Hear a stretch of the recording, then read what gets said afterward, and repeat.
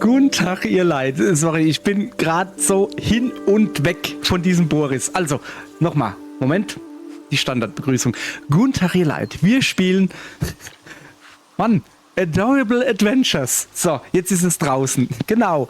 Mit Boris. Genau, er ist das. Er, der gerade so schön in die Kamera guckt. Das ist ein Wildschwein. So, um genau zu sein, noch nicht ganz. Er ist noch ein Frischling. Ein junges Wildschwein. Ein junger Wildschwein Eber oder so. Keine Ahnung. Und der wird Abenteuer erleben. So. Mindestens eins, wenn nicht sogar mehrere. So. Und dieses Abenteuer beginnt jetzt. So. Jo, neues Spiel starten bitte. Ich will euch das ja von vorne zeigen. Mann, wie der aber auch schon so lieb in die Kamera guckt. Es ist nicht leicht. So.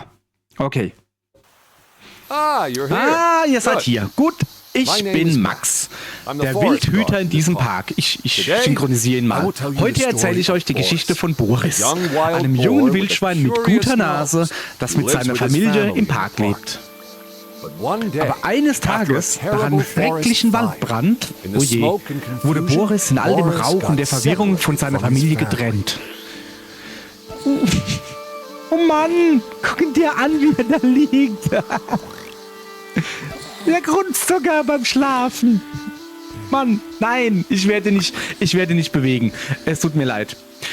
Leute, das ist das kürzeste Let's Play der Welt. Ich muss das hier beenden. Ich kann doch nicht dieses kleine Lebewesen wecken. Das schläft doch so schön. Okay. Vielleicht, wenn ich es ganz, aber wirklich ganz sachte anstupse. Ich tue quasi den Analogstick von meinem Controller anhauchen. Verstehst du? Dass er da ja nicht so aufschrecken muss. So, also ganz sachte, ganz sachte. Uiuiuiui. Okay, da ist er. Der Boris. In seiner vollen Pracht. Boris, lasst dich mal angucken. Okay, Boris, alles klar, da ist er. Guckt ihn euch an, wie er leibt und lebt und sitzt. So, kann er auch laufen? Er kann auch laufen. Wahnsinn, was diese Wildschweine alles können. Unglaublich. Hüpfen geht auch. Sehr schön. Ich bin ein hüpfendes Wildschwein. Also nicht ich, Boris. Sehr gut. Wunderbar. Grunzen geht auch. Ich glaube, damit haben wir alles, was ein Wildschwein kann und können muss. Laufen, hüpfen, grunzen. Kennt jeder. Muss so sein. So, was gibt's denn hier zum Beispiel? Ein schattiges Plätzchen. Sehr schön. Und eine Wiese und Schmetterlinge. So. Okay. Kann ich denn zum Beispiel da hochhüpfen? Hoppala. Okay, fast. So, am Morgen sammelte er seine Kräfte und begann sein Abenteuer, indem er springt. Doingi, doingi, doingi. Okay. Ja, ist ja gut. So, hopp, auf. Uiuiui. Okay, das Klettern geht nicht so gut, aber dafür geht das Springen besser. Guck. Gadoing, gadoing. So, alles klar. Dann, was gibt's denn hier? Wo sind wir denn hier genau? Wir sind im Wald. Nein, doch, weiß nicht, oder? Obwohl, ich weiß nicht. Wir sind zwischen Felsen. So, einigen wir uns da drauf. Genau, Boris wird's auch zu langweilig. Ja, ich gehe ja schon weiter. So, wir gehen natürlich links hoch. Hoppala. Er hatte sich ein wenig verirrt. Also tat er, was jedes kluge Wildschwein tun würde. Er benutzte seine Nase. Na gut, dann benutzen wir mal die Nase. Dort, zwischen den Felsen. Oh ja, da, tatsächlich. Schlamm, Gras und Liebe. Seine Mutter. So, da, meine rosa Mutter. Aber was interessiert mich, meine rosa Mutter? Ich muss da oben hin. Denn da ist ein Dingsbums. So, da ist ein, wie heißt das? Keine Ahnung. Okay, da ist kein Durchkommen. Alles klar. Ich kann es auch nicht wegrunzen. Das ist eher schlecht. Nun gut. Dann gehen wir halt... Moment, ich muss meine Mutter suchen, gell? Wo ist da jetzt meine Mutter? Okay. Meine Mutter ist über diesen Felsen da gehüpft. Okay, dann mache ich das auch. Alles klar. So. Meine rosa Mutter. Wo mag sie sein? Schmetterlinge. Nein. Nicht ablenken lassen hier. Wo ist meine Mutter? Hoppala. So, da irgendwo. Na nu. Rammen. Rammen. Moment, rammen. Ah. So muss das sein. So, Moment. Ich muss doch jetzt halt gucken. Wenn man hier rammen kann, dann kann man doch bestimmt auch... ich kann doch auch rennen. Komm mal hier. So, gucke. Hoppala. Junge. Uiuiui. Auerle. So. Dann kann man doch bestimmt auch das da oben durchrennen. Komm mal her. Rennen und rammen. Bong. Auerle. Okay. Zum Glück haben wir schon eine platte Nase. Jetzt wäre sie nämlich richtig platt geworden. Okay, also. Wo ist meine Mutter? Da. Nee. Hä? Nee, warte mal, da komme ich her. Oh je. Ich bin ein kleines Wildschwein mit einem kleinen Orientierungsproblem, glaube ich. Nee. Hier bin ich richtig. Alles klar. Da bin ich. Und los geht's. Moment, was war das da? Nichts. Okay. Oh, riecht aber gut. Warte mal. Da. Bam. Was ist denn hier los? Was? Kein Feuer machen. Ja, gut. Das ist gut. Das befürworte ich. Kein Feuer machen. Kein Feuer machen im Wald. Weg da. Du auch. Schon in jungen Jahren sind Wildschweine sehr stark. Ja. Sieht man an meinen breiten Oberarmen. Keine Ahnung. Alles klar. Moment. So. Moment. Aha.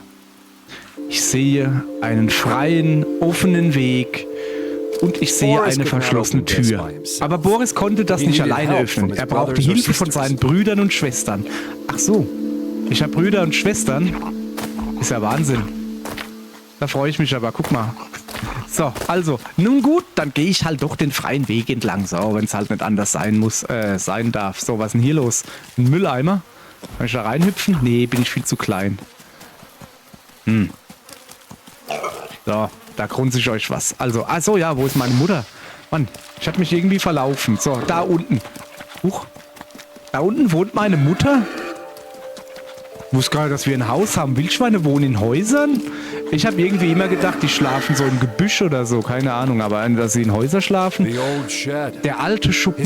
Seine Mutter steckte darin fest. Sie war unverletzt, brauchte aber Hilfe. Und allein bekam Boris die Tür nicht auf. Er musste seine Brüder und Schwestern finden, um sie zu befreien. Um ihnen zu helfen, verriet ihm seine Mutter ein Wildschweingeheimnis. Sie erklärte ihm, dass er einen bestimmten Geruch nur finden würde, wenn er andere, stärkere Gerüche ignorierte. Geruchsanzeige öffnen. Die Geruchsanzeige enthält alles, was Boris um sich herum riecht. Boris kann Gerüche ignorieren, um sich auf die wichtigen zu konzentrieren. Aha. Ich kann den Muttergeruch ignorieren. Warum? Meine Mutter duftet voll schön. Guck mal, die duftet rosa, siehst du? Mann, wer rosa duftet, das ist kein schlechter Mensch. Außer es ist ein Wildschwein. Ein Wildschwein ist ein relativ schlechter Mensch, glaube ich. So, ich mache einfach mal, okay, ich ignoriere zur Not meine Mutter. So. Und so roch er seinen Bruder Gary. Ah, Gary. So, das ist doch gut, oder? So, wo ist Gary? Da, Gary ist gelb. Moment, also zuallererst mal, ich habe so das Gefühl, das ist gar nicht so unser Haus. Hoppala.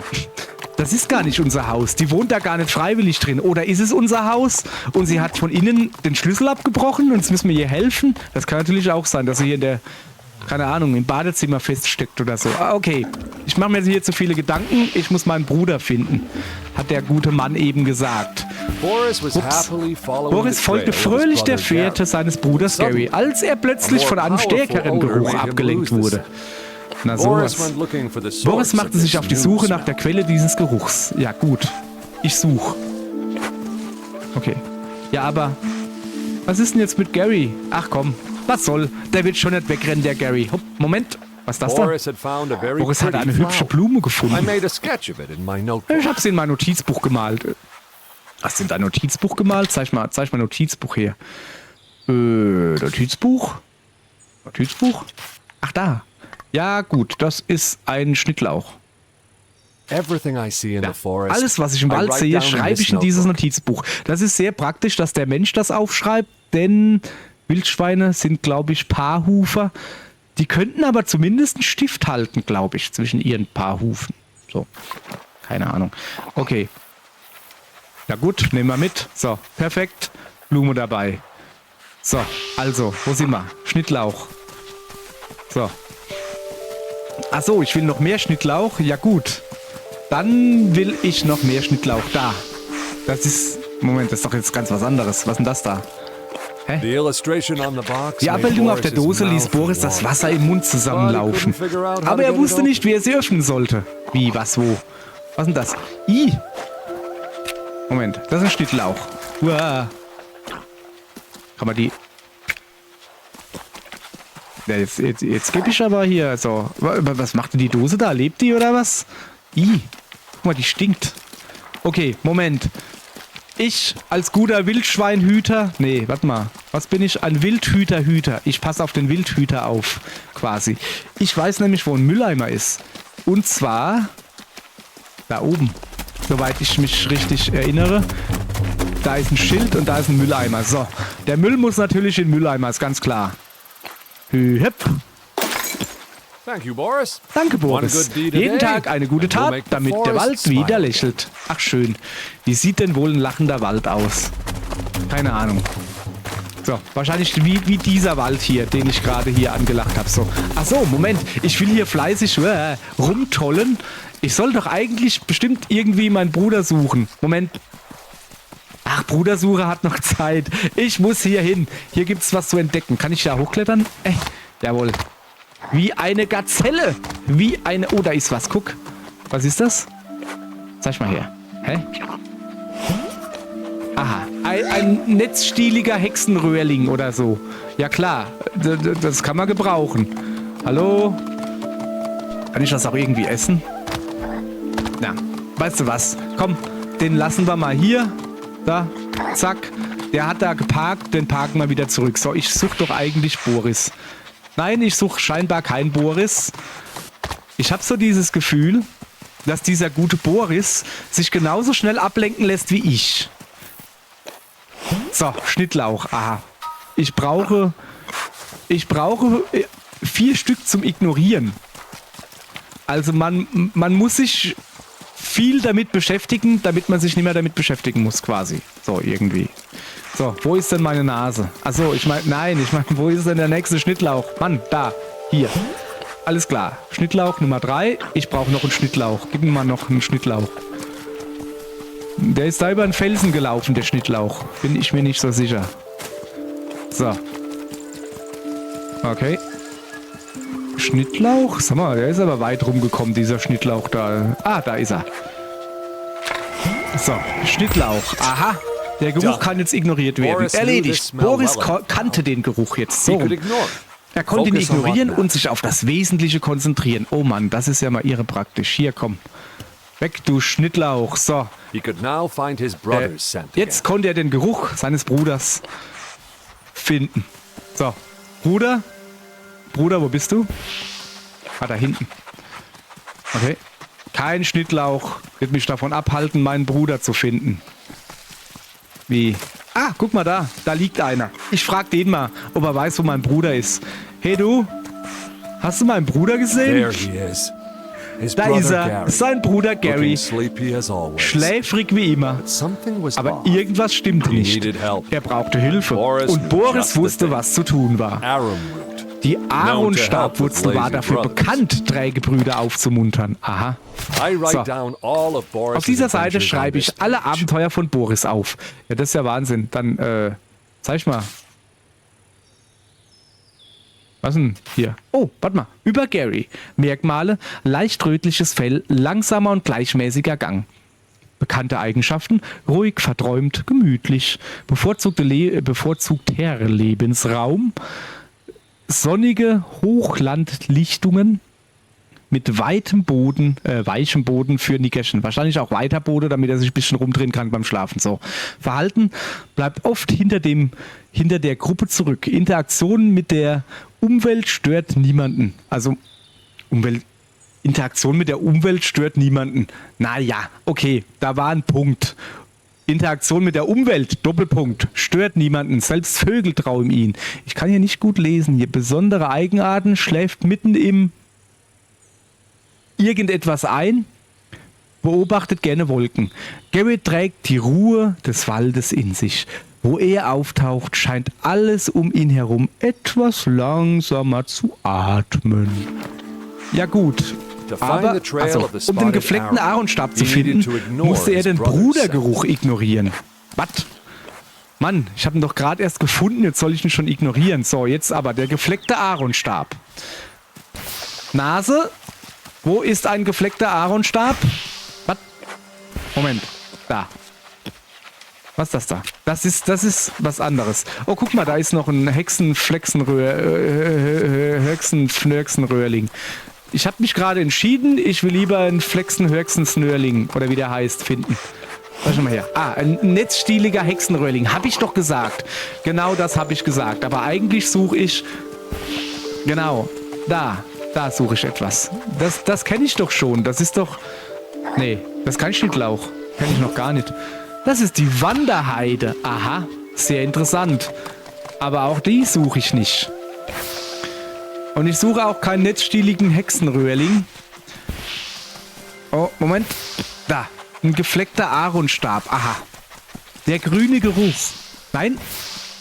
Moment, was ist das? Nein, das ist nicht das, was ich suche. Ich suche den grünen Geruch. Bitte, bitte, grüner Geruch, komm wieder zurück. Ich brauche den grünen Geruch. Was ist denn das?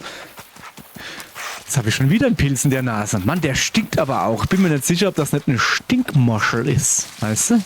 Weil wenn das nämlich eine Stinkmoschel wäre, dann würde das erklären, warum die so stinkt. Hoppala. Okay, das war nix. Moment. Da. Komm her, du Stinkmoschel, du. Du netzstieliger Hexenröhrling. Okay, auf geht's. Na, ich brauche nicht wirklich die Wanderheide. Aber Heide solle mal wohl wandern. Also Heide. Heid zutage. So, wo ist er? Er war doch da eben. Da oben. Die Wanderheide wandert auf einen Felsen, oder wie? Nee, die wandert darüber. Alles klar. Da drüben sehe ich was. Das ist ja wunderbar. So, was gibt's hier? Wanderheide. Wunderbar. Kann ich mich jetzt vielleicht wieder Gary zuwenden? Nee. Die Wanderheide, die nimmt mich halt in Beschlag. So. Also, da drüben ist noch eine. Ja, Wahnsinn. Dann trappeln wir mal darüber. Komm mal her, du. Wer bist denn du? Ich nenne dich Bernd. Okay?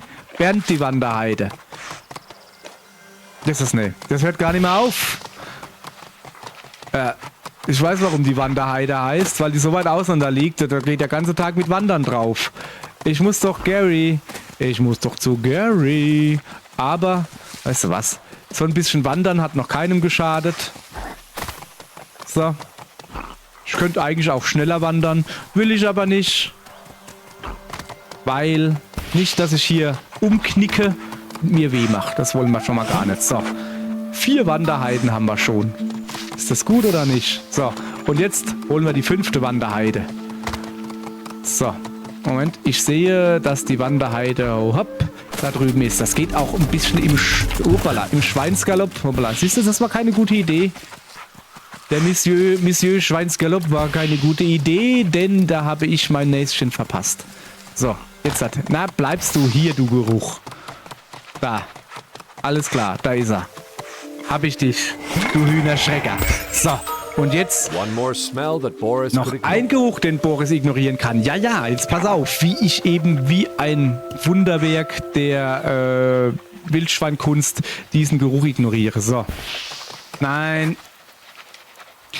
Geh doch mal zum Bruder. Guck mal hier, den Bruder. Bitte den Bruder an. Er will nicht. Er will unbedingt den Netzröhrling anschnuteln. Ui, ja, das war ja nix. Mensch, Boris, das müssen wir noch ein bisschen üben. Kann ich da überhaupt vorbei? Kann ich da drüber? Oh, Jesus, nee. So, da ist einer. Guck, da. Da ist er. So. Der Geruch war für Boris kein Rätsel mehr. Er konnte ihn ignorieren. Ja, okay. Dann würde ich mal sagen, dann machen wir das.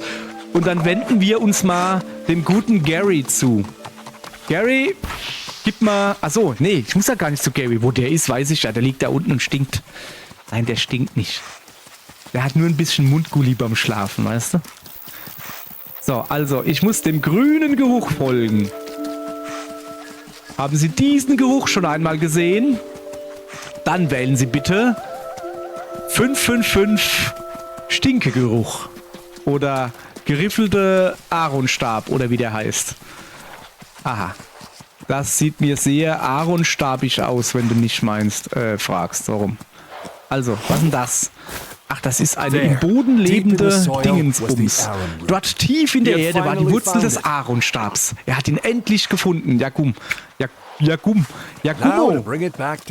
Jetzt schnell zu Gary. Achso, ich muss Gary wieder entduften. So, alles klar? Gary, schenk mir dein Gerüchlein. Dein Gerüchlein für mich. Gary, schenk mir dein Stinkding. Und dann komme ich zu dich. Der ist noch klein, der hat es noch nicht so gut drauf mit der Grammatik. Deshalb darf der dich sagen, so, weißt du. Guti. Also, dann gehen wir mal. Was ist das? Schnittlauch. Ich habe leider kein Butterbrot dabei. Dann kann ich auch nichts mit Schnittlauch anfangen. Und Salz fehlt dann auch noch. Also, hier, Gary, pass mal auf. Gary, ich habe was für dich. Guck, hier. Nimm. Boris gab die Wurzel seinem Bruder, der einen kleinen Bissen nahm. Gary fühlte sich besser und war bereit, Boris überall hin zu folgen. In seinem eigenen Tempo. Versteht sich. Ja, cool. Da ist er. Gary, komm, pass auf. Wir suchen noch Geschwistern. Gehst du mit? Komm mit. Kommst du mit? Ne, nicht hinlegen. So, komm mal her. Komm mal her, Gary. Wo bist du denn? Gary, komm mal her. Kannst du auch so hüpfen wie ich? Guck doch mal, Gary, ich kann hüpfen. Guck doch mal. Gary, guck doch. Wo gehst du denn hin, Gary? Ach, der kann auch hüpfen. Okay. Wo geht er denn hin, der Gary? Keine Ahnung. Aber ich habe eine Mission. Und diese Mission lautet, wir brauchen noch mehr Geschwister. Oh, das reimt sich. Und was sich reimt, ist gut. Ich gehe mal immer meiner Schnute nach. Wie heißt denn? Rüssel heißt das. Heißt das nicht beim Wildschwein Rüssel? Haben die nicht Rüssel? Also, ich meine, ich weiß, dass die so eine kleine, flache, steckdosenartige Nase haben. Aber heißt das nicht Rüssel? Oh, was ist das? Schnittlauch. Nee, ich habe kein Brot und kein Salz. Und kein Butter, habe ich doch gesagt. So. Also, kann nicht mehr lange dauern. Ich bin konzentriert. Ich bin voll bei der Sache. Ich habe den Geruch von einem Geschwister in der Nase. Ich bin auf dem Weg. Nix kann mich aufhalten. Außer ein frisches Stück Brot, Butter und Salz und Schnittlauch. Da würde ich vielleicht eine kleine Pause machen. Aber ich sehe hier nirgends Brot und Butter und Salz. Dann geht's halt auch ohne. So. Ach so, stimmt. Da war ja das Gatter. Da stand ja irgendwie... Aha. Gary? Oh, guck mal, der freut sich schon. Er darf. Komm auf. Mit Anlauf. Pass auf. So. Hoppala. Na gut. Ist offen. Boris war stark, aber mit Gary an seiner Seite war er noch stärker. Ja gut. Dann kommen Sie mal mit. Oh, da hinten. Huiuiui. Was ist hier los? Was ist das? Das riecht gut. Was ist das? Komm mal her. Irgendwas ist da, was gut riecht. Was ist denn das? Die Bienen mochten Boris nicht, aber er mochte sie. Vor allem ihren Honig. Honig. Ich bin ein Honiggut. Ja, und Gary liegt gleich da und hat er mal gleich eine halbe Stunde gechillt, der Junge. So, aber nein, ich will keinen Honig riechen. Mann, ich will meine Geschwister. Komm mal her. Nein, nicht ignorieren. Ich will sie anschnuffeln. Schnuffel dich. Schnuffelgeschwister. Es geht nicht. Egal. Wir probieren es mal. Nee, ich habe jetzt nur eine Nase für Honig. Aber, Moment. Ich rieche da was anderes. Das riecht aber seltsam. Wie riecht denn das? Lass mich mal überlegen. Oh ja. Das riecht nach Folgenende. Das war mal eine Überleitung, oder? So, morgen geht's weiter. Dann gucken wir mal, ob ich noch mehr Honig finde oder im besten Falle sogar eine Schwester. Okay? Danke. Tschüss.